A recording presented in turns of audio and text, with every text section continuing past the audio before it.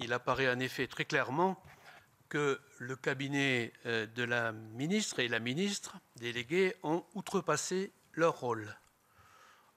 En appuyant d'abord la candidature de l'USE-PPM en amont du comité de sélection, en revenant sur l'octroi d'une subvention de 100 000 € à l'association SOS Racisme, alors même qu'une décision favorable du comité de sélection était intervenue, en intégrant à leur unique initiative une dernière association notamment. Je vais revenir sur chacun de ces points. D'abord, concernant l'USE-PPM, l'octroi d'une subvention à cette association a été envisagé bien en amont de la création et de l'annonce du fonds Marianne.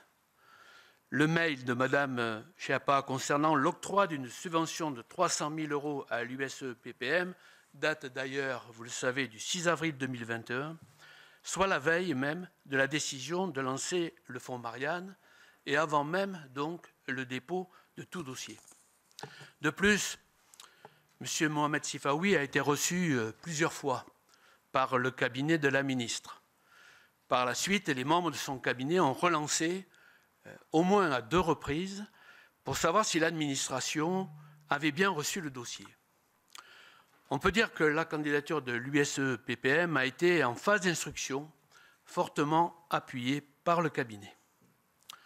Dans le cas de SOS Racisme, la ministre est intervenue pour revenir sur une décision du comité de sélection. Contrairement à ce qu'elle a pu dire devant notre commission d'enquête, il n'y avait pas de liste complémentaire à valider et la sélection des projets était arrêtée dans les documents établis après le comité de sélection du 21 mai. Un mail daté du 1er juin indique que la décision d'exclure cette association a bien été prise lors d'une réunion avec la ministre.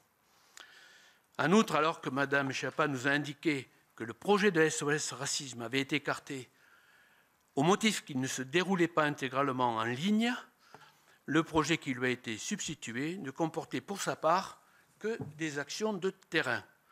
Il s'agit pour le moins d'explications confuses.